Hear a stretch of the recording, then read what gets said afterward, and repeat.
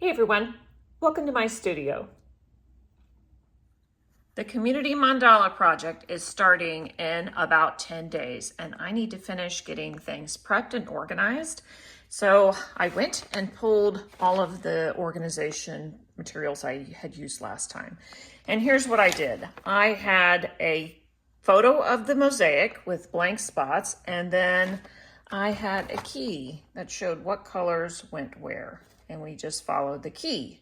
So I had 3 of these because there were 3 mosaics that we did. But this time I have 15, so I'm gonna have to figure out a way to do this a little bit more efficiently with less. I'm not gonna do an individual key for each one, but maybe I will do a blue, green, and purple key and then put those materials on.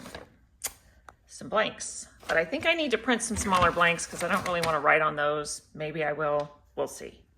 And I also found that I had some leftover Fritballs, so I'm trying to figure out how many I have left over because I'll be making some more this week. I have some purple and some blue ones here. Look at all the blue ones, quite a few. So that's great. I don't have to make as many this time. I also decided that the smallest mandalas, I'm not going to put Fritballs on these 6 small ones. They're just too small. The areas aren't big enough to put Fritballs in. So not on the small ones, just on the bigger ones. That's it. I started out by placing them very carefully in each of these areas, and then I realized I could probably just dump them to get an idea of how they fit. All right, so those are about a perfect fit, and I am going to glue 1 or 2 in place just so that we have a guide that will be very visual. And then I also label the material itself just so that there's no confusion. I have numbered each of these mandalas and I put the number on the front because that is so much easier than flipping it over each time and checking the back. There, so now those won't accidentally get reallocated to a different mandala. That's it.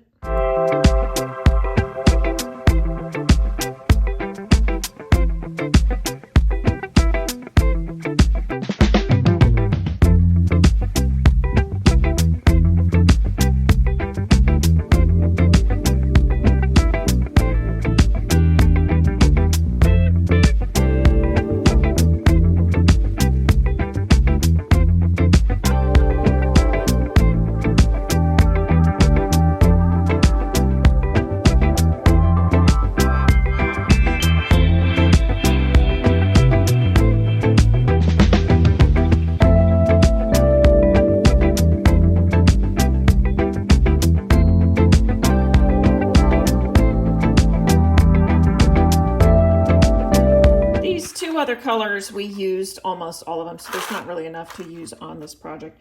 And like I said, I will be making more Fritballs, so that's all that I have for now.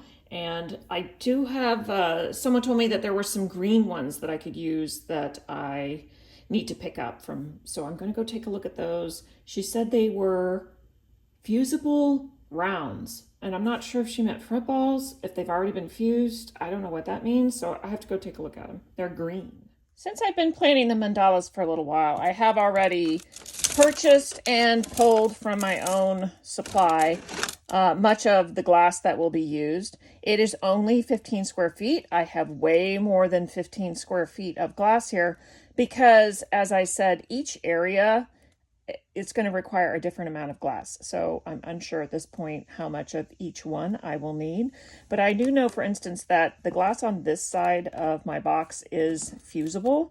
And to be fusible, it needs to be rated with a coefficient of expansion, typically 90 or 96, so that when you fuse it in the kiln at a certain schedule, then it will form the Fritballs and that you won't have issues.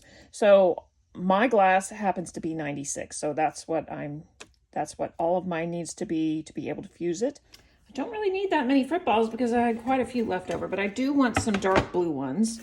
So the whole process of making Fritballs is all about cutting the glass down into small enough pieces so that you can fuse them and they'll form the balls. So I think I'll do, I don't know, a few rows of this because I do want to save some of this to actually put in the mosaics. It's one of my favorite glasses. It's a Wissmach. Look at that. absolute gorgeous iridized backing on it. Unfortunately, when it goes in the kiln, it will not be, I can't put the iridized side up. It will burn off, and it doesn't matter which side goes up because I won't get an iridized frit ball in the end, but I will get this gorgeous blue. So that's what I'm going for.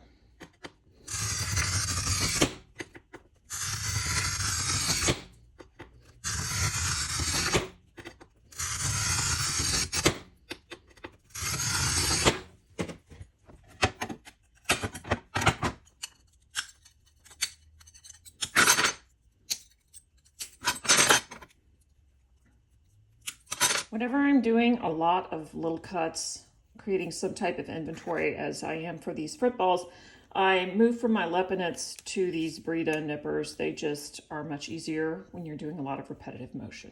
That's it.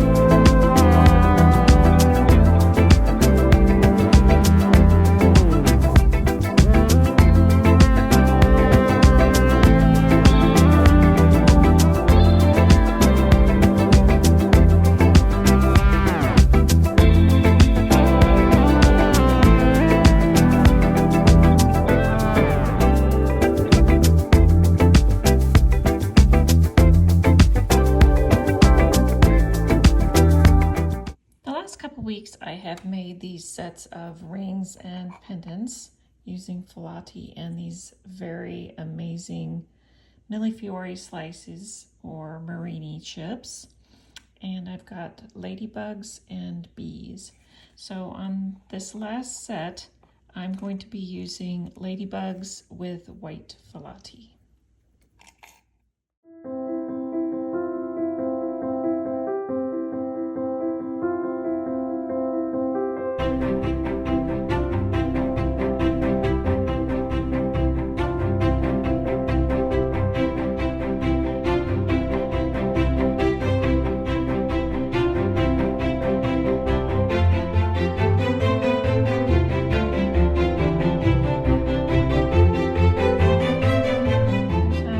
Turned out.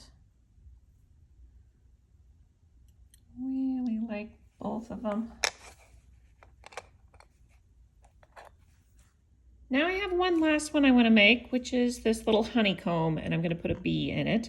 And I will be using some 24 karat gold smalty for the honey and this orangey color for the epoxy, which I mixed from a little bit of yellow and a little bit of orange. I just wanted some contrast behind the bee. I didn't want it to be too yellowy, and I think honey's a little bit more golden anyway. So this will work perfectly.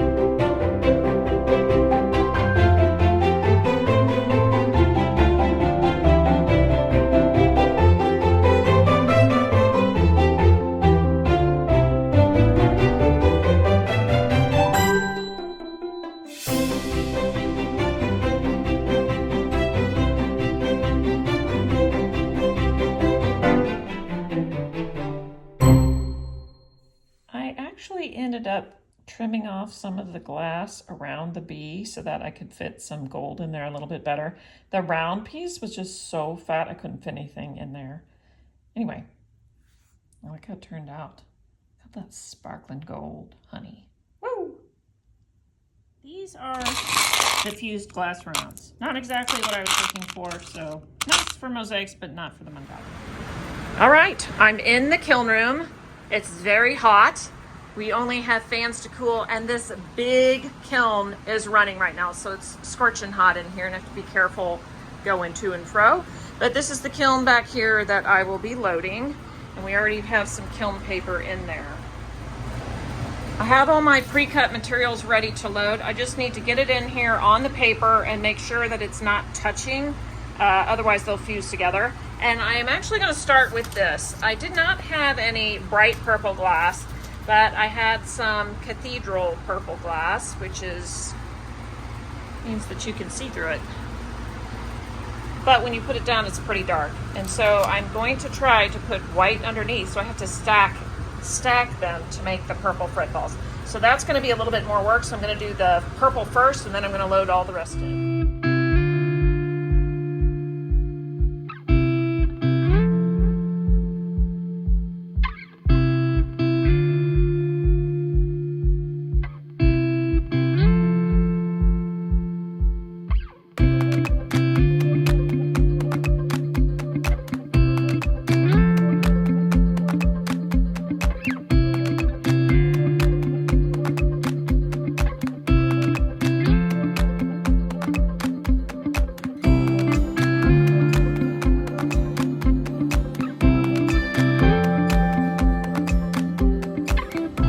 I have the kiln about halfway loaded, and I want to take advantage of the kiln paper and this firing because I only do it about once a year. So I have some other pieces that may or may not be used in the mandalas, but I might use personally, and I'm going to load those in. There's some blues. I love this teal color, so I'll make some more of those.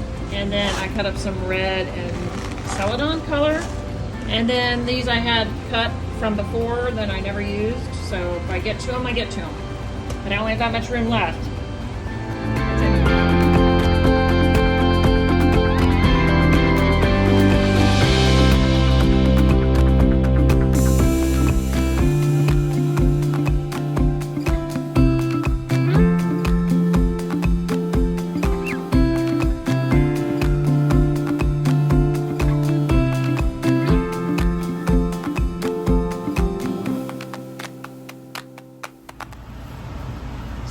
Work to load the kiln, but it's so worth it.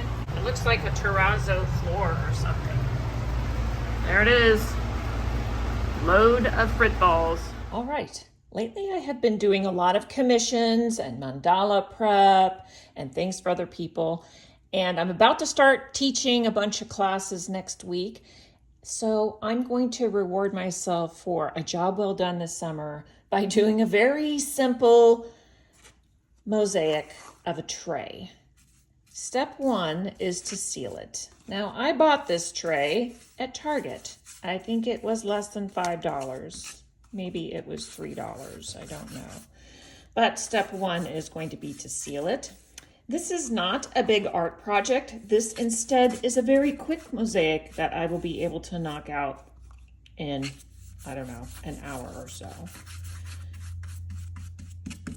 Because what I'm going to do is I'm making this for a bathroom that has these tiles in it. So I am just going to use these tiles. I'm going to break them up and I'm going to stick them down and then grout it. So it's going to be very plain. There's not going to be any real design. It's just going to be crazy paving, I think. And that's it. And I will be using my side biters to cut the, I don't know how hard it is to cut this pretty thick tile. Let me move that. Let me test this to see how well they cut it. Oh yeah, that's pretty easy. So yeah, I'll be cutting this all up and sticking it down and making a pretty simple mosaic tray for my bathroom. That's it. I'm about to start laying the pieces in, and while my Laticrete 254 thin set is slaking, I dry laid a few pieces on this end, but I'm actually going to put the thin set on this side and then transfer them over. Here we go.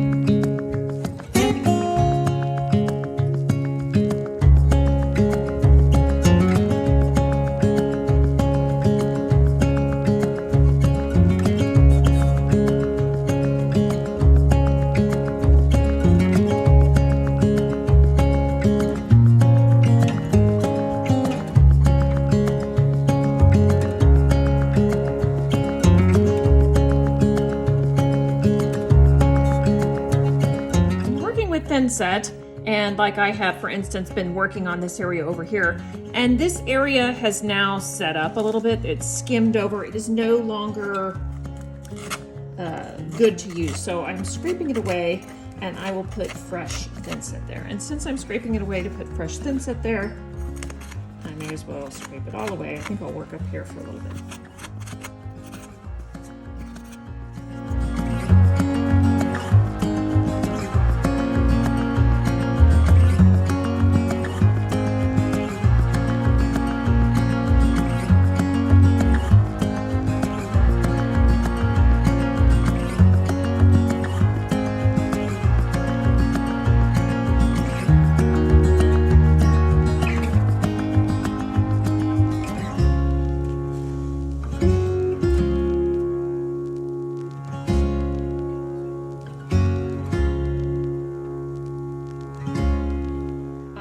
Finished. I just need to grout it. I'll be grouting it tomorrow. I'm going to take this. I need something to sort of tamp it down. My float is out in the garage, and I think the float is too big. So I've got this meat tenderizer, and I'm going to use the side of it to just make sure everything is a little bit level.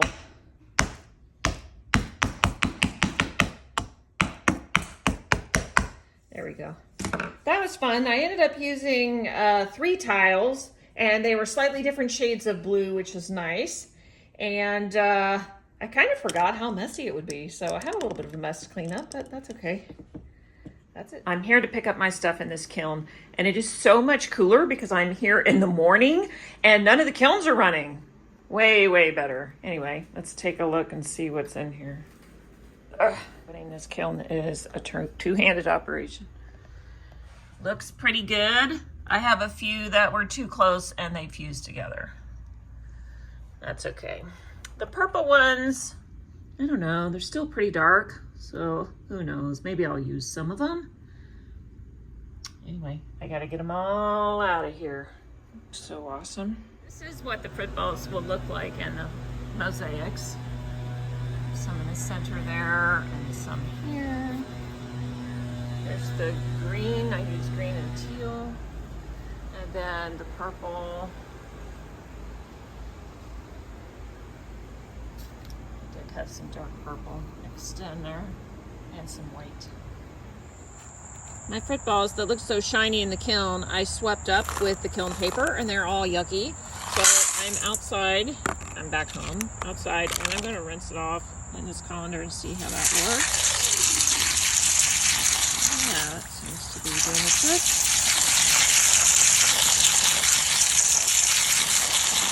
I can pull out these bigger pieces.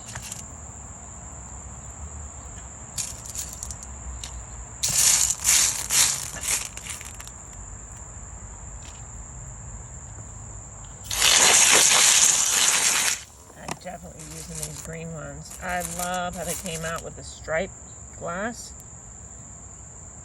Pretty cool. They're gonna look great. It's pretty satisfying. So here's another dusty bunch.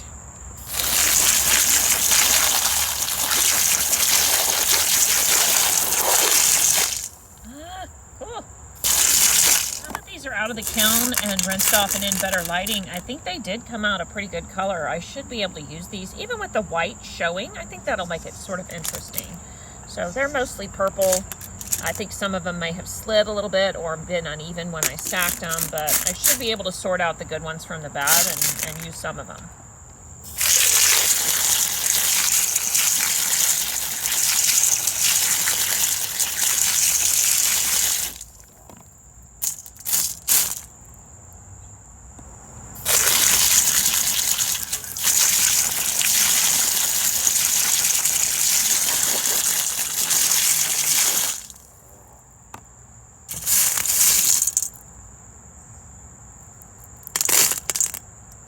I'm using Latacrete ready-to-use grout in slate gray.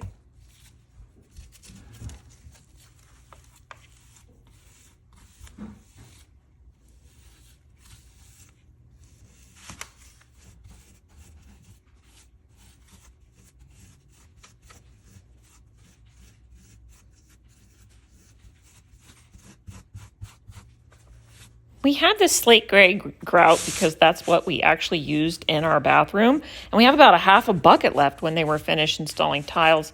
So it's been fun to be able to use it here and there on some of my projects. I really love that I don't have to wait for it to slake. I don't have to mix it or anything. I can just use it right out of the bucket. With this type of grout, I have to wait about 10 minutes after I first put the grout on to come back in with a damp sponge in a circular motion and wipe off the excess grout. Then I have to wait a whole hour before I come back in and buff off the haze that has formed on top of the grout. And I like to use a magic eraser to do that, and then a soft cloth.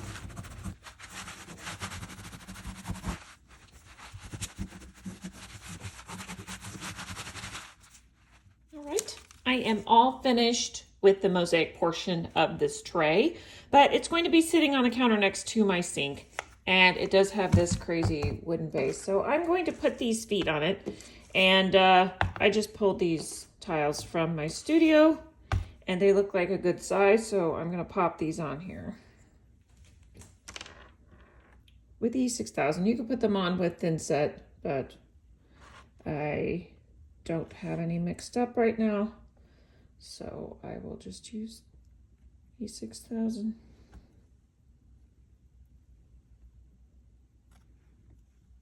And last one, there.